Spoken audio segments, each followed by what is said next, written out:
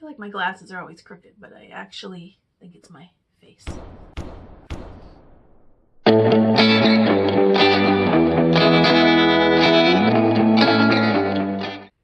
Hello everybody.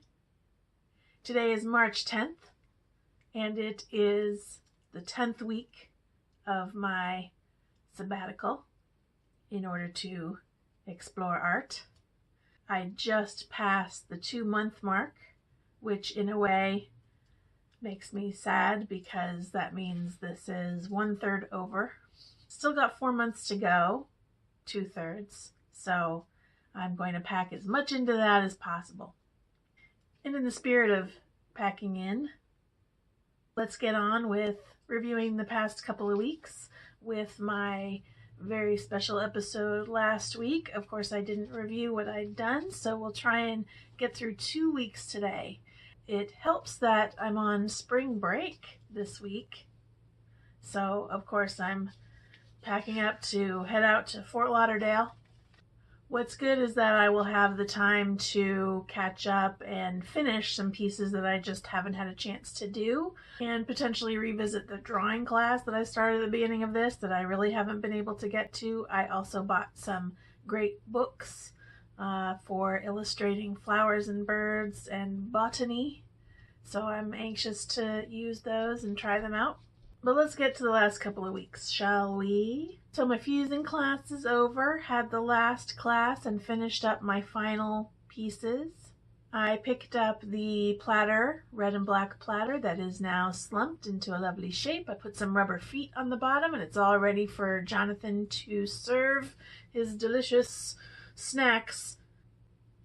It's not snacks. He makes really fancy food, and I'm hoping that he can use this platter to present some of his lovely, lovely art of his own. Also picked up the 2 bluey, greeny dishes that I made, and in the last class I was able to make 5 more pieces. The teacher was like, just go for it, just keep making, and I was like, I'm gonna sit here and make stuff until you stop me, and she said, no, keep going. So I made 5 things. We got a couple of 6-inch dishes that I've been making a lot of, a smaller little trinket dish and a soap dish, and a long orange platter, which is my favorite thing, and I'm going to keep that for myself, and I love it so much. So out of that fusing class, that beginner fusing class, which was actually 7 weeks of classes, I didn't count, but I got like, I don't know, 12 to 14 things out of it, which is fantastic. So I start the intermediate class this Thursday. We don't get spring break at that school. I also signed up for another intermediate class at the Mesa Arts Center, so I'll be taking 2 intermediate fusing classes at the same time simultaneously. Can I keep up? Can I do it?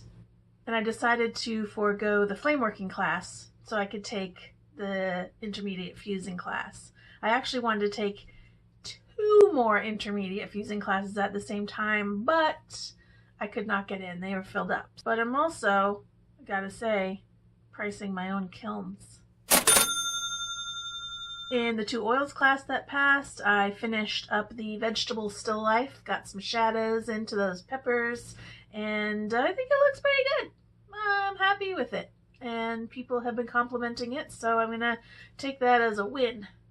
Also started a landscape, and I think I've said before that I'm not a fan of landscapes too much, but I think it looks okay. I used a couple of techniques in there. It's a little bit impressionistic or something. I don't know.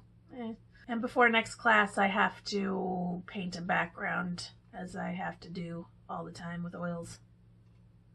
In color pencil class, I finished the complimentary color underdrawing bowl with a pear in it. I think that looks pretty good.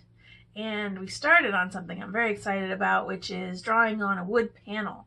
So the teacher brought in these lovely birch veneer panels, and I am drawing a little, I've been told, a magnolia warbler. It's a little bird on a branch, and I love it. And it has started this obsession now with birds and flowers together in the same image. And I've been collecting them on Pinterest as things to draw and paint later on. So we'll see how that goes. Then, of course, everyone's favorite clay class. In the last 2 weeks, I really didn't do anything. I showed up for the second last class, and I just had all my pieces that weren't fired yet. And so the instructor asked me, "Will you be taking this again?" And I said, "No." He seemed to know that already, and he said, "So there's really nothing more for you to do." So I asked him what to do with my extra clay. He took it to donate it to other students potentially, and I left. And then I came back the next week and I picked up all my fired pieces. I will say that I don't mind them. I actually like a few. I like what happened with the glazes on some of them. I've ended up with a green and orange bowl, a dark sort of olive green bowl, a small mug that I will never use because I drink way more coffee than goes into a very small mug, and a pitcher, which I love the way the glaze turned out on the pitcher. That was the one that I really overloaded with glaze, and it all kind of cracked and fell on the pitcher in an interesting way, and I really like that, so I think I'll keep that for me. And of course my little bunny or cat pot with the feet. I think he looks pretty cute, although he doesn't barely even look glazed. And then the weird bird that somehow the glaze on that turned out to look like cast iron with a patina. It's like sort of dark, almost black with an orange and bronzy looking aged quality to it.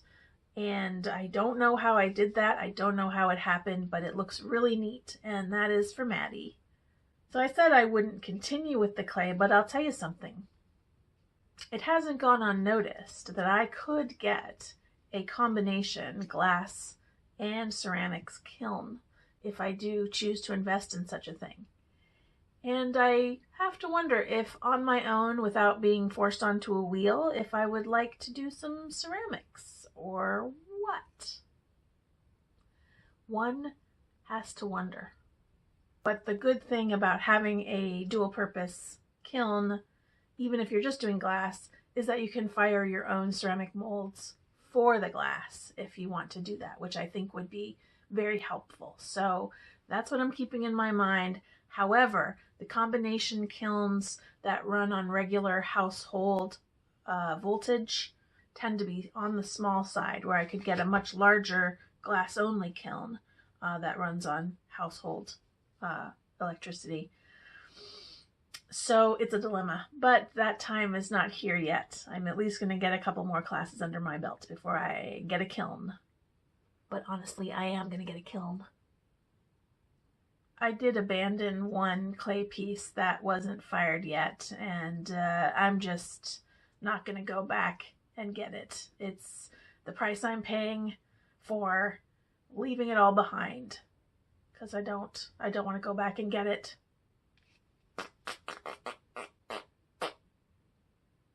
Mosaics was the other class that ended. As you recall, I finished the dragonfly the week before last, I guess. I just sealed it in the second to last class. And since I had some extra time, I brought in this glass vase that I had lying around the house. Just decided to glue shit all over it.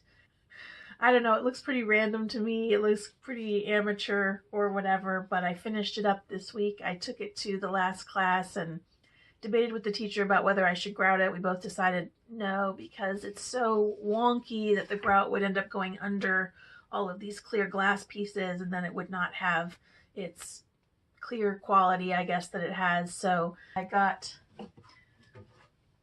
this clear silicone stuff, sealant or caulking, that I'm going to put in it, and sitting right here actually, so there it is.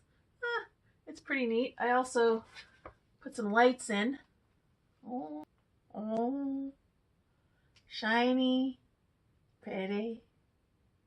So we'll see how that works out. I honestly couldn't find anywhere online where people had used any kind of caulking like this, so it might be a complete disaster, in which case, whatever. Also, in the last couple of weeks, I started a piece for my mom, It is a shadow box. It will have angels and flowers and lights in it, and that's coming along. But it also made me realize that as far as my flower making goes, I don't have a good physical inventory of the flowers that I make. I have them all in computer files. I have a few spare ones from other projects that are lying around, but I don't have a 3D physical representation of every flower so that when I go to plan a piece, I know what I want to use. I tend to use these roses all the time because they're so awesome. They look great. They're quite beautiful. But sometimes I want to mix it up a bit and I don't necessarily know what any flower I have will turn out like or how big it will be, etc., in order to plan a piece properly. So I started to cut out and form every flower that I make in white paper, but that's taking a lot of time because it does take a while to cut and form these things. I did buy a few extra cutting mats so I could have a little factory of many going at the same time, but it's the gluing that really takes the long time. Why am I talking about this? You don't care. You don't care at all. Well, I think that's it for this week. Next week, as I said, since I'm on spring break, I won't be doing all my regular classes, but I'll show you what I did in the meantime. I'm not just going to sit idle. I'm not just going to go to the beach and enter wet t-shirt contests. I'm not just going to play beer pong. I'm not going to get alcohol poisoning and pass out on a bathroom floor. I'm not going to have a project with my buddies to lose my virginity. What else do college students do on spring break? Anyway, thanks for watching and subscribing. And please like and comment as well. I enjoy hearing from you and knowing that someone's watching. Bye, everybody.